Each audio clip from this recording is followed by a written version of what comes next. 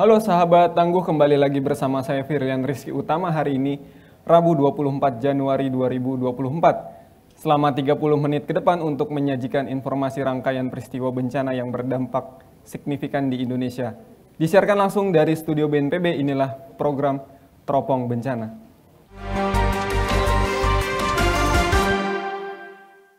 Berdasarkan laporan Pusat Vulkanologi dan Mitigasi Bencana Geologi atau PVMBG, tercatat 16 kali gempa letusan, 2 kali gempa hembusan, dan 1 kali gempa tremor harmonik terjadi di Gunung Semeru.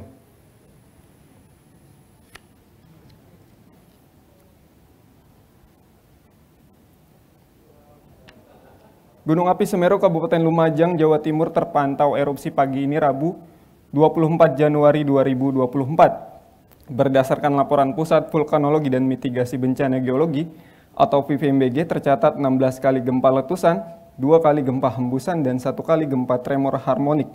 Pantauan secara visual teramati letusan asap sebanyak 2 kali berwarna putih kelabu dengan tinggi asap antara 200 hingga 300 meter. Status aktivitas vulkanik Gunung Semeru ditetapkan pada level 3 atau siaga sejak 9 Desember 2024. Guna mengetahui perkembangan aktivitas vulkanik Gunung Api Semeru dan langkah kesiapsiagaan potensi bahaya aktivitas vulkanik Gunung Semeru, telah terhubung bersama kami Kepala Bidang Pencegahan dan Kesiapsiagaan BPBD Kabupaten Lumajang, Bapak Wawan Hadi. Selamat siang Pak Wawan. Apa kabar Pak Wawan? Selamat siang Mas Firi. Alhamdulillah sehat. Baik Bapak. Bapak, hari ini dilaporkan Gunung Semeru kembali erupsi Pak, dan bagaimana situasi di wilayah lereng Semeru saat ini Pak? Terima kasih. Dilaporkan Pak. Terima kasih Mas Firly dan rekan-rekan sekalian. Memang seminggu belakangan ini aktivitas Semeru untuk secara visual maupun secara laporan dari pos pengamat yang ada di Lumajang, tepatnya di Gunung Sawur, memang terjadi peningkatan. Tapi untuk selama ini masyarakat masih tenang, tidak panik, aktivitas masih seperti biasa. Dan antisipasi kita memang jauh-jauh sebelumnya sudah kita antisipasi semenjak terjadi awan panas guguran APG tahun 2021. Sebelum itu sudah kita mengantisipasi bahwa kita harus bisa menangguhkan masyarakat yang ada di seputar Gunung Semeru. Yaitu kita bentuk yang namanya Destana. Biar masyarakat paham apa yang harus dilakukan saatnya terjadi. Karena saat ini Semeru statusnya masih di level 3 siaga. Jadi untuk itu masyarakat tetap bisa beraktivitas seperti biasanya. Anak-anak sekolah pergi ke kantor, pergi ke sawah, dan lain sebagainya. Tapi tetap harus menjaga kewaspadaan dan kesiapsiagaan. Sementara itu Mas Firly. Baik. Untuk situasi cuaca sendiri bagaimana Pak di wilayah Semeru Pak? Untuk saat ini mendung. Gunung Semeru tertutup kabut dan tidak bisa teramati baik secara visual. Dan kita juga berkoordinasi dengan rekan kita yang ada di pos Curakoboan. Kita minta amati, kita minta untuk selalu memberi ketenangan kepada masyarakat bahwa Gunung Semeru bersifat fluktuatif. Tadi pagi itu cerah, pukul 6 terlihat kabut tipis. Jam 12 tadi menurut laporan dari pos pengamat PVMBG sudah tertutup kabut. Maka dari itu BPBD menempatkan relawan maupun tim reaksi cepatnya yang kita taruh di pos Curakoboan yang selalu berkoordinasi dengan pos pengamat PVMBG yang ada di Gunung Sawur. Sekecil apapun kejadian, sekecil apapun perkembangan, baik itu relawan yang ada di sana maupun tim BPBD yang ada di pos Curakoboan selalu melaporkan kepada pusat pengendali operasi BPBD yang ada di Lumajang. Sementara itu Mas Firly. Baik. Untuk wilayahnya sendiri Pak, mana saja yang menjadi kawasan rawan bencana di erupsi Gunung Semeru tahun ini Pak? Bisa disampaikan Pak Wawan? Untuk wilayah yang itu terdampak apabila Semeru terjadi sesuatu, yaitu di 2 kecamatan, Kecamatan Pronojiwo dan Kecamatan Candipuro. Untuk desanya, untuk Pronojiwo, desanya Supiturang, Rorombo, Sumberurip, Desa Pronojiwo sendiri juga Sidomulyo. Untuk yang di Kecamatan Candipuro, itu desanya Sumberwulu, Sumbermujur, Penanggal. Nah, maka dari itu BPBD sudah mengantisipasi dengan membentuk yang namanya sister village, desa penyangga. Desa penyangga dari desa-desa yang terdampak nanti apabila terjadi erupsi Gunung Semeru, yaitu desa penyangga yang berada di Kecamatan Pronojiwo maupun desa penyangga yang ada di Kecamatan Candipuro.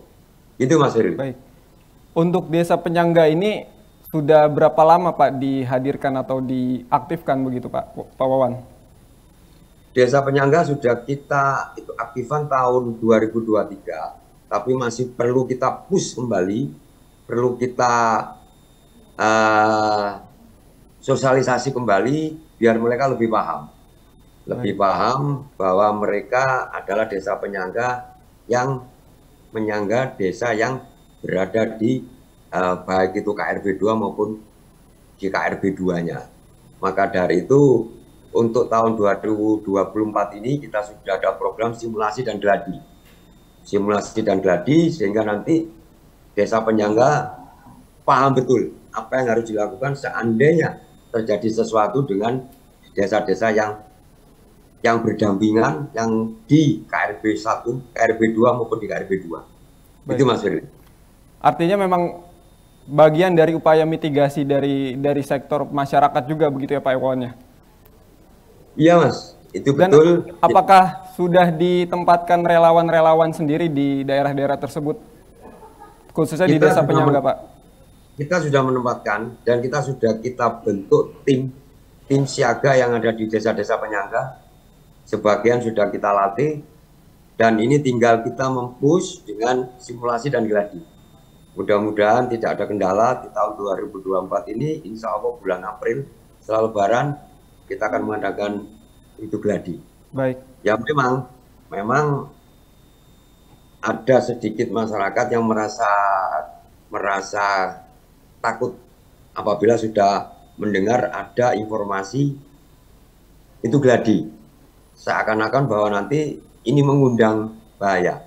Makanya kita sangat intens sekali memberikan sosialisasi, memberikan pemahaman kepada masyarakat bahwa gladi ini penting bagi kita bersama, penting bagi masyarakat yang berada di KRB 3, KRB 2. Apabila terjadi sesuatu dengan Gunung Semeru, mereka paham apa yang harus dilakukan dan minimal tidak ada korban.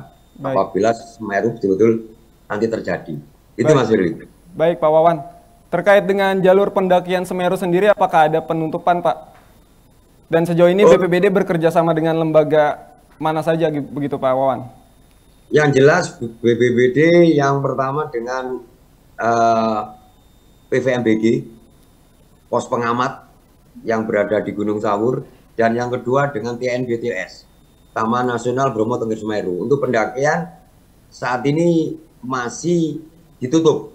Untuk pendakian ke Gunung Semeru masih ditutup dan kita tempatkan relawan di Ranupani di jalur masuknya. Untuk pendakian kita tempatkan relawan yang setiap saat melaporkan. Dan kita sudah berkoordinasi dengan pemangku kepentingan yang ada di Gunung Semeru untuk pendakian, yaitu TNBTS, Taman Nasional Bromo Tengger Semeru. Dan sampai saat ini baik-baik saja dan tidak ada pendakian, tapi tetap kita memantau dan kita tempatkan relawan yang berada di sana. Itu Mas Firly.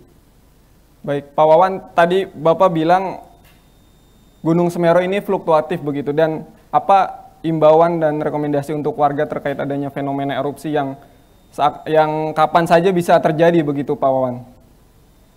Jadi begini, alhamdulillah tahun 2023 kemarin kita mendapat bantuan 3 EWS Early Warning System yang dari BNPB yang kita tempatkan di desa Sumberwulu, Dusun Kebondeli, dan di desa Supiturang. Dan sudah kita uji coba, kiranya itu dan masyarakat sudah mulai itu paham. Dan juga bagi penambang-penambang pun, penambang pasir yang ada di sana, juga kita sosialisasi bahwa kalau sudah muncul gerimis atau kabut, segera tinggalkan sungai. Karena kita khawatir terjadi lahar dingin atau banjir bandang di samping awan panas guguran. Maka dari itu BPBD menempatkan relawan yang ada di pos di titik-titik yang rawan, baik itu di Kecamatan Pronojiwo dan Kecamatan Candipuro. Bahkan di sepanjang aliran 4 das yang dilalui oleh lahar dingin Semeru, yaitu Das Glidik, Das Curakoboan, Besuk Kumbar, dan Besuk Lengkong. Kita tempatkan relawan untuk memantau setiap perkembangannya. Karena di atas mulai kemarin sudah sering hujan, bahkan disertai dengan angin kencang. Maka dari itu kewaspadaan kita tingkatkan. Tapi dengan catatan masyarakat jangan panik, lakukan kegiatan seperti biasa, tapi tetap menjaga kewaspadaan dan kesiapsiagaan. Karena Semeru masih di level 3 siaga. Itu Mas Ferry. Baik, Pak Wawan, terima kasih atas informasinya dan selamat kembali bertugas. Terima kasih Mas Ferry, selamat bertugas. Salam tangguh. Banjir merendam 9 kecamatan di Kabupaten Sintang, Kalimantan Barat sejak Jumat 12 Januari 2024. Kejadian ini berlangsung setelah hujan deras mengguyur sejumlah wilayah. Tinggi muka air tampak belum surut hingga saat ini.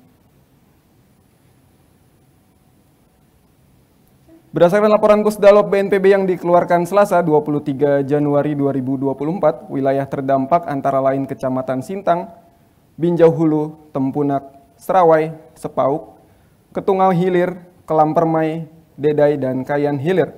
Sebanyak 33.200 jiwa terdampak, 155 jiwa diantaranya memilih mengungsi ke tempat lebih aman. Kerugian material antara lain 4.445 unit rumah, 152 jembatan, 158 fasilitas umum terendam dengan ketinggian muka air sekitar 50 hingga 100 cm. Badan Penanggulangan Bencana Daerah Kabupaten Sintang telah melakukan pendataan, kaji cepat, dan penanganan darurat. BPBD juga melakukan koordinasi dengan instansi terkait untuk melakukan penanganan lebih lanjut. Untuk mengetahui update kondisi terkini banjir di Kabupaten Sintang telah tersambung bersama kami Kepala Pelaksana BPBD Kabupaten Sintang, Bapak Abdul Syafriyadi. Selamat siang Pak Abdul. Selamat siang Mas Julian, selamat siang Teropong Bencana. Selamat siang Bapak. Bapak, bagaimana update penanganan bencana banjir yang telah melanda sejak Jumat pekan lalu Pak? Ya, baik, terima kasih. Ya, seperti yang disampaikan tadi melalui laporan pusat pelaporan Pusdalop bahwa Sintang ini telah mengalami bencana banjir kurang lebih 2 minggu kalau terhitung sampai dengan hari ini. Nah, tentunya pemerintah Kabupaten Sintang telah melakukan langkah-langkah penanganannya. Antara lain, yang pertama kami telah menetapkan perpanjangan status siaga bencana banjir di Kabupaten Sintang itu dari tanggal 15 Desember sampai tanggal 15 Januari. Namun setelah kita melihat perkembangannya ternyata curah hujan masih terus terjadi, kemudian sangat ekstrim sehingga mengakibatkan banjir itu bertambah naik. Oleh karena itu pemerintah Kabupaten Sintang juga telah melakukan upaya-upaya antara lain telah menetapkan status tanggap darurat bencana yang ditandatangani oleh Pak Bupati Sintang, yaitu terhitung mulai dari tanggal 22 Januari kemarin. Kemudian langkah-langkah kami yang lain yang kami lakukan, kami tentunya menangani bencana banjir ini secara terpadu dan terintegrasi, karena penanganan bencana ini pada prinsipnya tidaklah mampu ditangankan oleh BPBD sendiri, tetapi kita secara bersama-sama dengan dinas, instansi, dan OPD terkait. Antara lain, kami melakukan monitoring ke lapangan untuk mengecekkan kebenaran apakah bencana debit air ini masih naik ataukah memang sudah turun. Dan ternyata setelah kami lakukan monitoring secara bersama dengan dinas instansi terkait dan juga OPD terkait, ternyata di lapangan memang debit air masih cukup tinggi dan cenderung masih naik.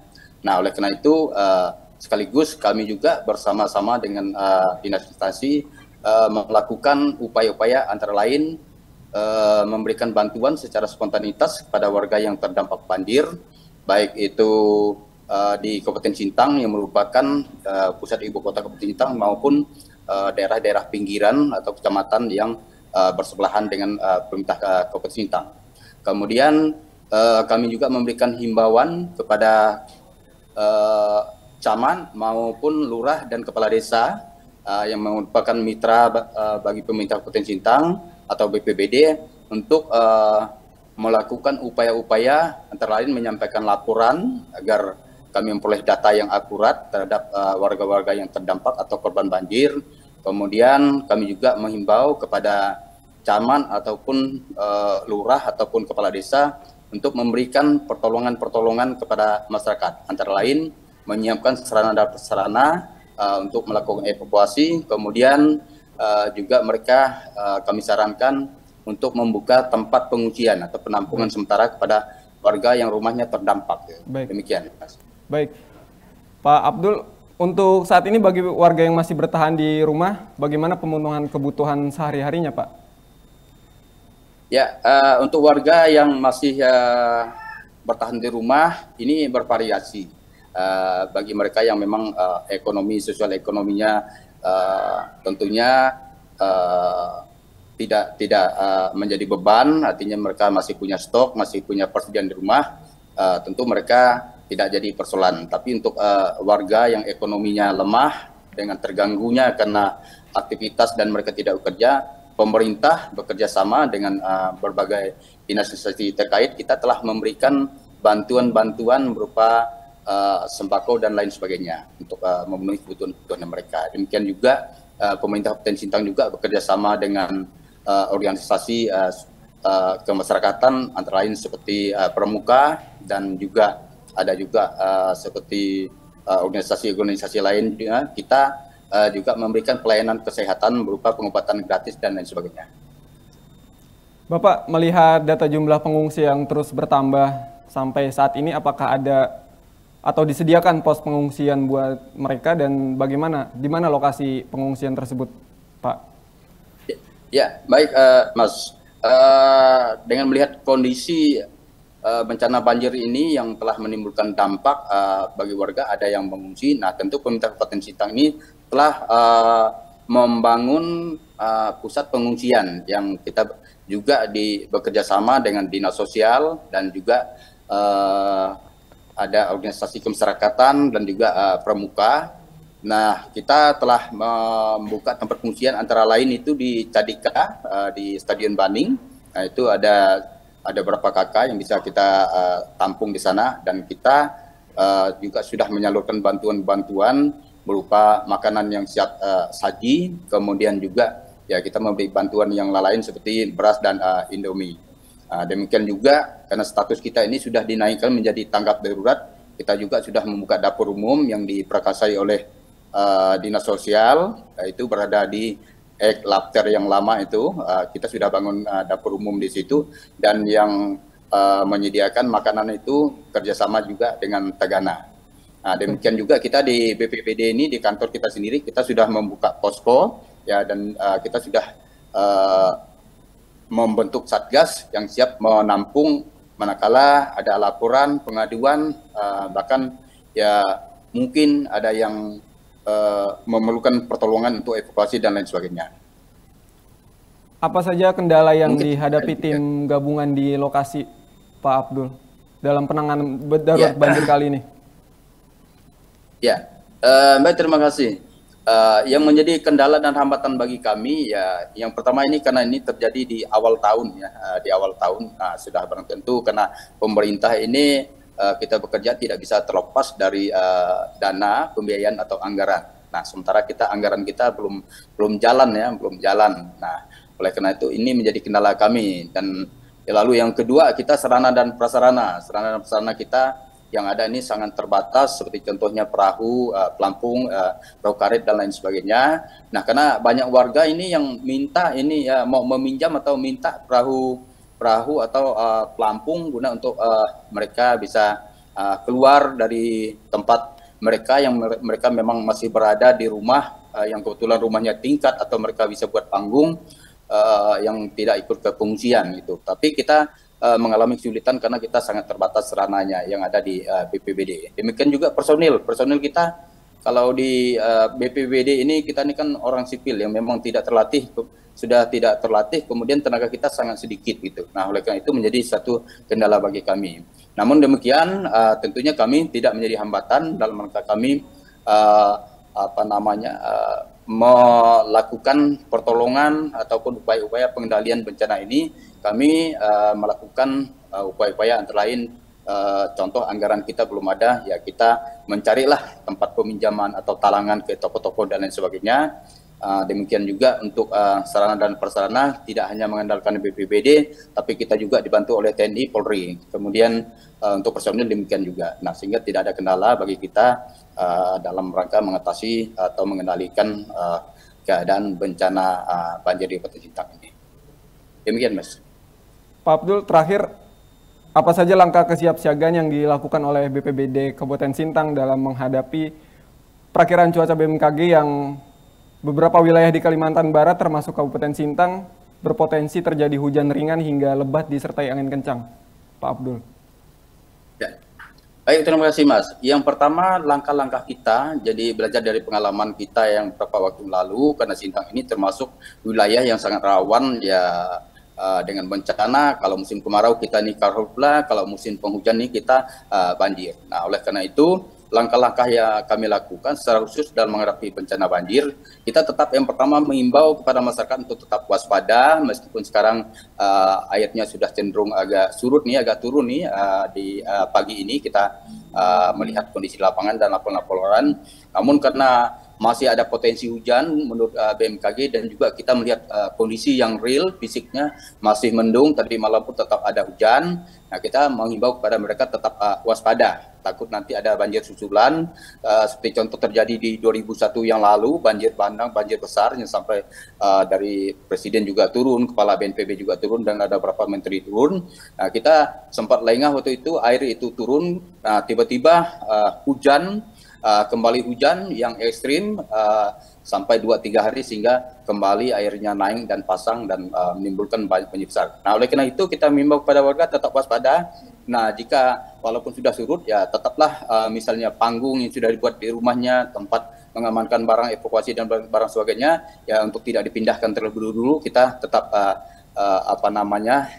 berhati-hati dan menunggu pengumuman atau pemberitahuan yang resmi dari pemerintah agar masyarakat tidak terjebak lagi ya. Baik, Pak Abdul Supriyadi, terima kasih atas informasi dan penjelasannya. Pak Abdul Supriyadi, Kepala Pelaksana BPBD Kabupaten Sintang. Selamat kembali bertugas, Pak Abdul. Ya. 5 kecamatan di Kabupaten Musi Banyuasin, Provinsi Sumatera Selatan terendam banjir sejak Minggu 21 Januari 2024. Hingga hari ini banjir belum tampak surut.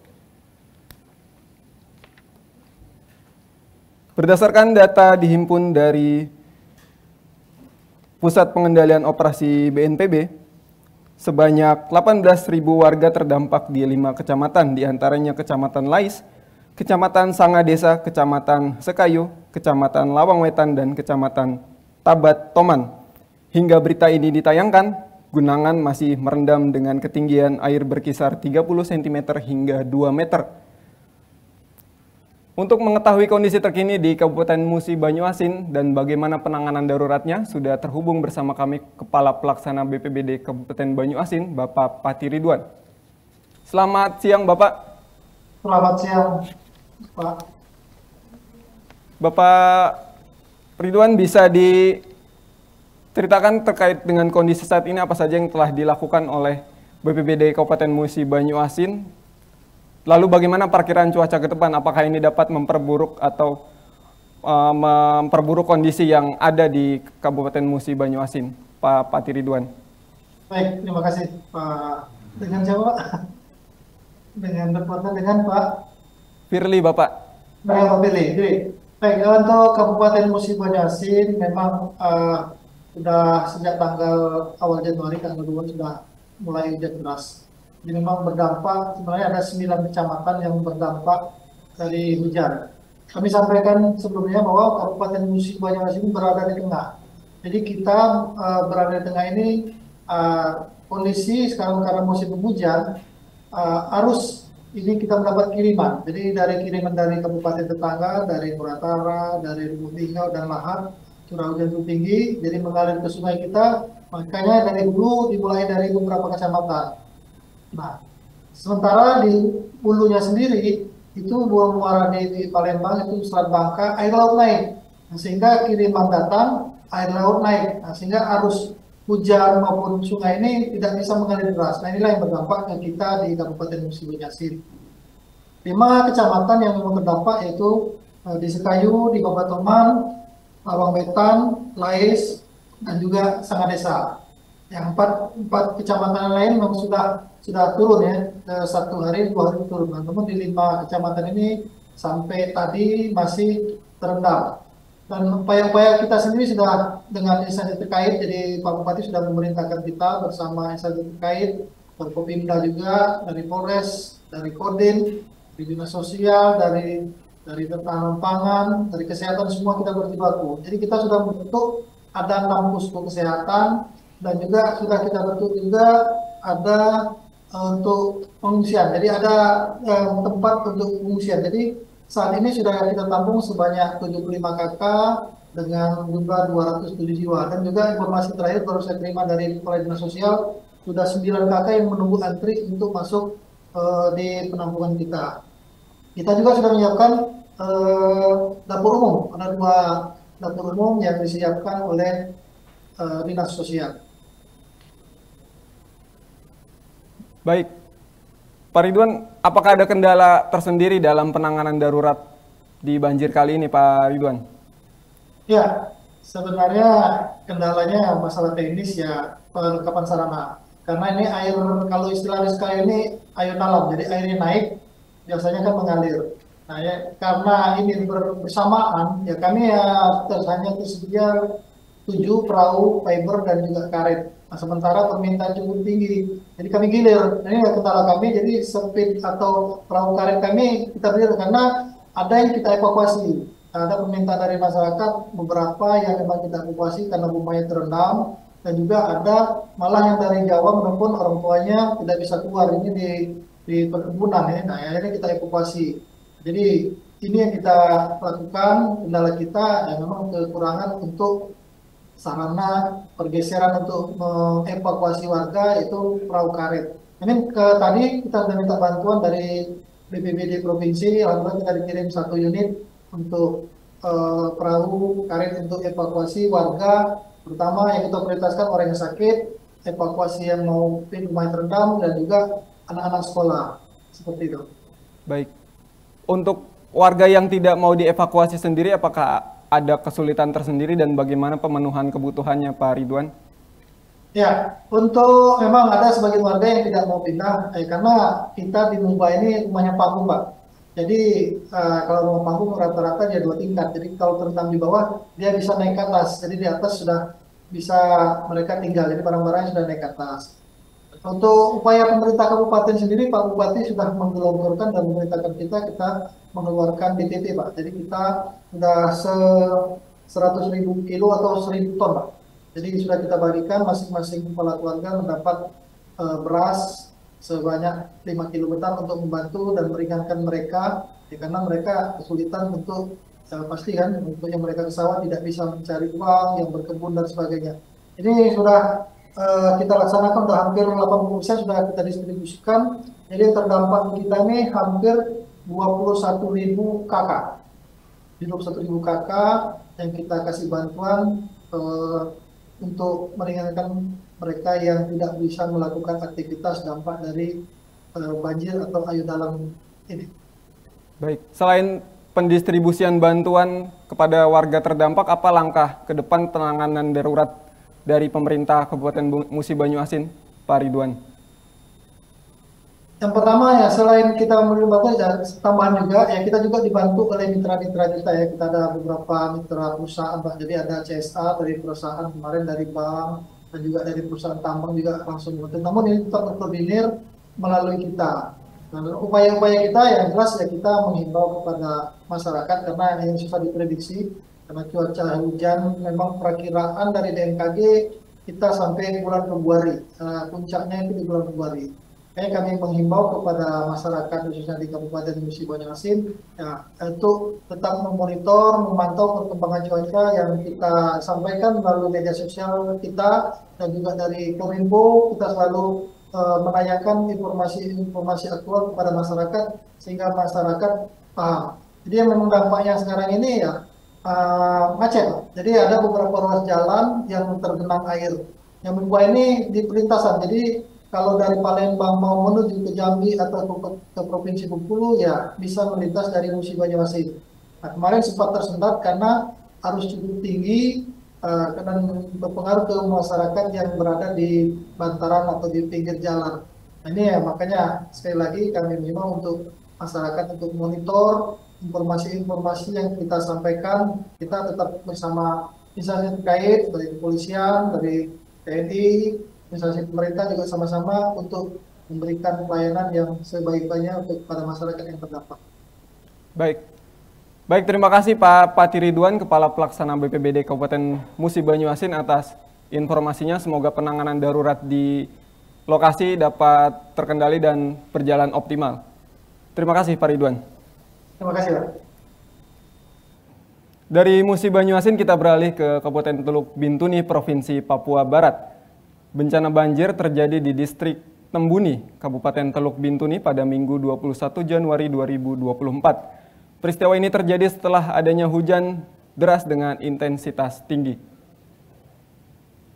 Berdasarkan data yang dihimpun Pusat Pengendalian Operasi BNPB, banjir merendam Kampung Bangun Harjo dan Kampung Bangun Mulia di distrik Tembuni.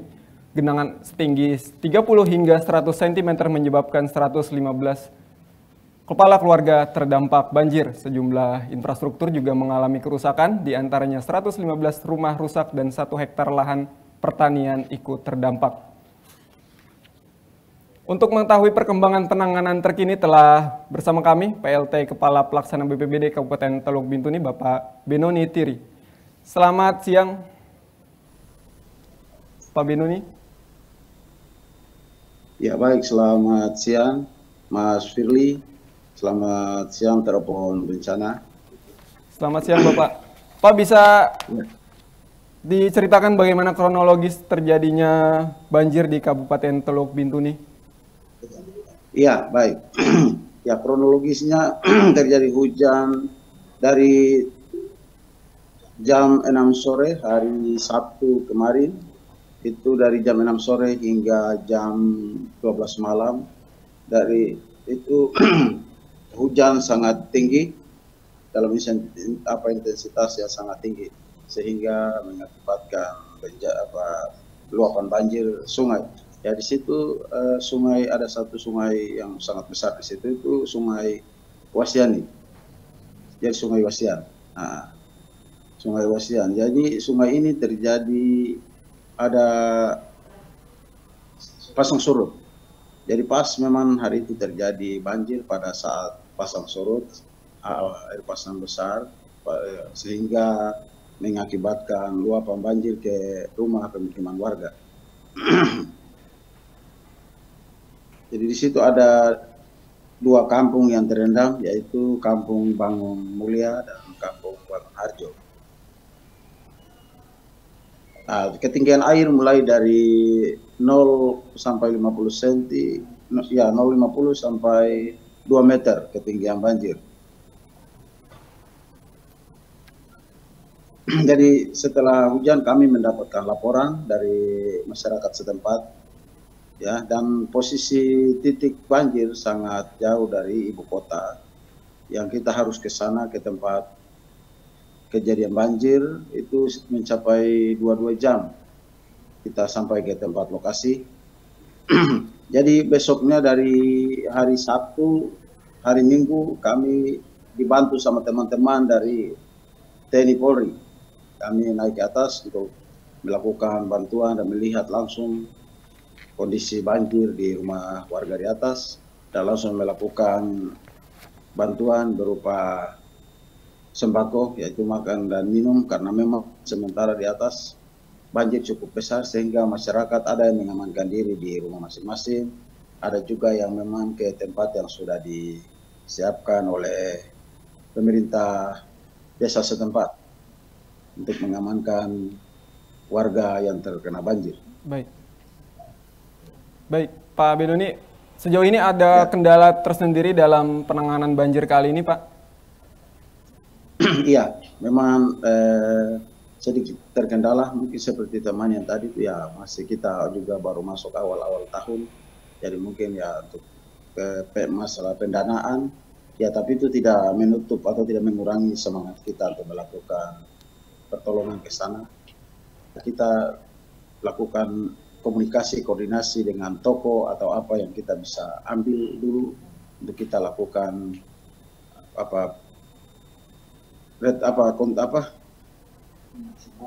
pendistribusian sembako ke titik-titik yang masyarakat yang terdampak. Baik. Nah, sehingga kita juga dibantu untuk pendistribusian, kita dibantu sama teman-teman dari TNI Polri, Satpol PP, dan warga masyarakat sendiri untuk bantu saling mengevakuasi korban, memberikan saluran bantuan.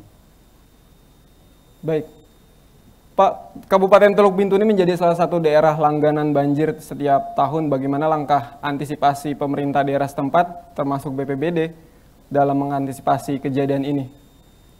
Iya, Pak Ferry. Memang kita di Bintuni ya kalau mau dibilang memang langganan banjir, Pak.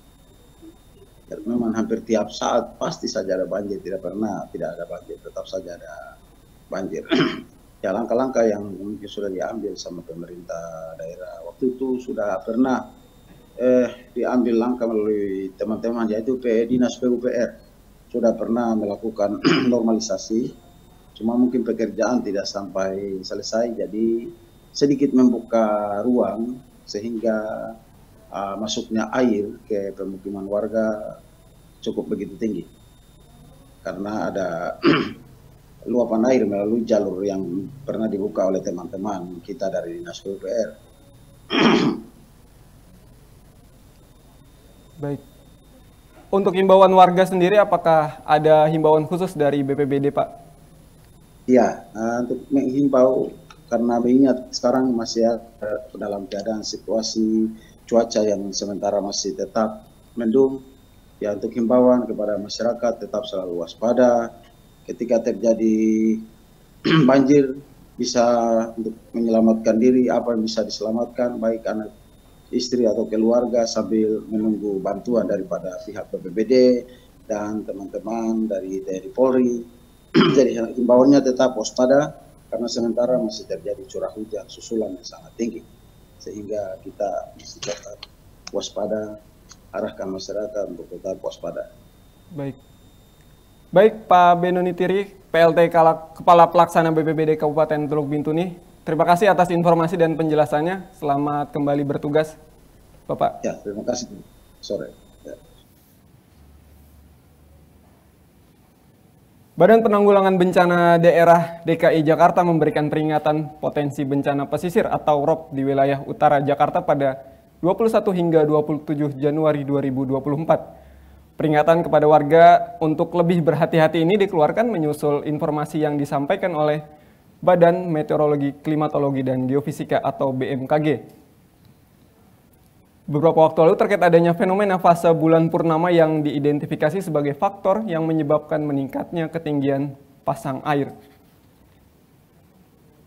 BPBD DKI Jakarta menyampaikan puncak pasang maksimum air laut diperkirakan akan terjadi pada jam 7 pagi hingga jam 11 siang.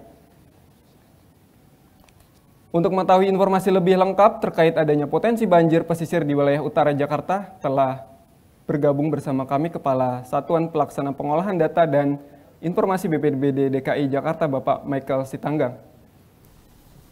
Selamat siang, Pak Michael. Selamat siang, Mas Firly. Siap bertemu lagi, Pak Michael. Ya, Pak Michael, bisa dijelaskan bagaimana langkah antisipasi terhadap potensi banjir di wilayah pesisir ini yang dikeluarkan oleh BMKG beberapa hari lalu, Pak Michael? Ya, betul. Terima kasih Mas Firly dan teman-teman di Teropong Bencana. Jadi pada beberapa waktu yang lalu kami memang telah mengeluarkan rilis berkaitan dengan adanya fenomena bulan purnama yang bisa menyebabkan potensi banjirop. Ini memang kami antisipasi untuk di 10 kelurahan, khususnya kelurahan yang berada di Jakarta Utara, yakni Kelurahan Kamal Muara, kemudian Kapuk Muara, Penjaringan, Pluit, Papanggo, Ancol, Kamal, Marunda, Cilincing, dan juga Kalibaru. Dari beberapa hari pemantauan kami sejak tanggal 21 ini memang terpantau sempat ada kenaikan air mulai dari ketinggian 0 sampai dengan 10 cm, namun situasinya masih cukup kondusif sehingga memang ini yang masih menjadi kewaspadaan kami baik dari BPBD maupun organisasi perangkat daerah lainnya seperti Dinas SDA, PPSU kelurahan dan juga instansi terkait untuk kami bisa mengantisipasi adanya kemungkinan-kemungkinan kenaikan yang bisa menyebabkan genangan ataupun banjir di perumahan warga. Demikian, Mas. Baik. Sejauh ini, apakah sudah terdata atau terlaporkan, Pak, wilayah-wilayah mana saja yang sudah tergenang airnya begitu? Ya, dari pemantauan kami, sudah ada 2 kelurahan beberapa hari yang lalu tergenang rob, yaitu di Pluit dan juga Papanggo. Tetapi memang untungnya air yang menggenang ini tidak tinggi, sehingga tidak mengganggu aktivitas warga yang ada di sekitaran pesisir Jakarta. Dan ini yang menjadi kewaspadaan kami untuk kami terus monitor dan juga pantau, karena memang di kondisi wilayah utara Jakarta ini atau di pesisir ini memang banyak aktivitas kepelabuhanan dan juga aktivitas perdagangan perikanan yang memang berada di kawasan sana. Namun sejauh ini masih memang dalam kondisi yang baik, dan juga kondisi cuaca Jakarta juga saat ini masih terbilang cerah, tidak ada hujan yang bisa juga menyebabkan potensi banjir lain akibat curah hujan yang tinggi. Seperti itu, Mas. Baik, artinya memang fase musim hujan ini bisa saja berpengaruh ya Pak ya, mempengaruhi ketinggian air pasang ketika itu terjadi begitu secara bersamaan. Iya betul, jadi memang dalam rencana kontingensi banjir kami, ini memang ada 3 penyebab utama banjir yang kami antisipasi, yaitu banjir akibat luapan dari kawasan selatan Jakarta, luapan dari kali, kemudian banjir yang diakibatkan oleh tingginya curah hujan dari kawasan Jakarta, dan juga banjir oleh kenaikan air di utara Jakarta akibat rob. Sehingga memang kami akan monitor terus, kami akan lihat terus dinamika perkembangan cuaca seperti apa, karena memang apabila nantinya akan ada hujan dengan intensitas sedang hingga lebat di Jakarta, dan juga ditambah dengan adanya rob, ini yang mungkin nanti menjadi kewaspadaan kami untuk kami bisa segera menuntaskan air genangan ataupun banjir yang melanda warga di sekitar Jakarta Utara ataupun di kawasan Jakarta lainnya. Baik, langkah apa yang sudah disiapkan Pak Michael terkait hal tersebut tadi disebutkan? Ya, untuk hal-hal yang telah kami lakukan, pertama kami berkoordinasi dengan Dinas SDA, karena Dinas SDA memiliki beberapa pompa-pompa, baik itu pompa stasioner yang berada di kawasan Waduk Pluit, itu merupakan salah satu pompa terbesar kami untuk pengendalian banjir rob di kawasan utara Jakarta. Kemudian juga kami berkoordinasi untuk selalu memantau kondisi pompa yang lain, baik itu yang mobile yang dimiliki oleh pasukan biru Dinas SDA, dan juga kami koordinasi dengan para lurah, karena para lurah ini inilah yang selama 24 jam memantau kondisi wilayahnya dan akan melaporkan kepada kami apabila memang ada hal-hal yang menonjol yang membutuhkan tindak lanjut oleh BPBD dan juga instansi terkait lainnya. Seperti itu, Mas. Baik. Terakhir Pak Michael, apa himbauan untuk warga khususnya di sekitar pesisir utara Jakarta? Ya, kami mengimbau kepada masyarakat pertama untuk selalu memantau informasi yang kami sampaikan, baik itu melalui website kami di bpbd.jakarta.go.id dan juga melalui media sosial kami yang ada di Instagram, di Twitter, di Facebook, dan juga kami sekarang sudah memiliki channel di WhatsApp dan juga di Telegram. Jadi masyarakat juga bisa memantau perkembangan informasi di sana, dan juga kami mengimbau kepada masyarakat yang nantinya mendapatkan ataupun mengalami keadaan darurat yang membutuhkan pertolongan oleh kami dan juga petugas terkait, itu boleh menghubungi nomor layanan darurat kami di Jakarta Siaga 112, yang layanan ini aktif selama 24 jam untuk membantu dan mengevakuasi warga apabila nanti dibutuhkan. Demikian, Mas. Baik, terima kasih Pak Michael Sitanggang, Kasatpel Pengolahan Data dan Informasi BPBD DKI Jakarta. Selamat kembali bertugas. Ya, terima kasih Mas Firly. Sahabat Tangguh, demikian rangkaian informasi peristiwa bencana yang dapat kami sampaikan pada hari ini. Saya Firlian Rizky Utama mewakili seluruh tim yang bertugas mengucapkan terima kasih atas perhatiannya dan salam tangguh.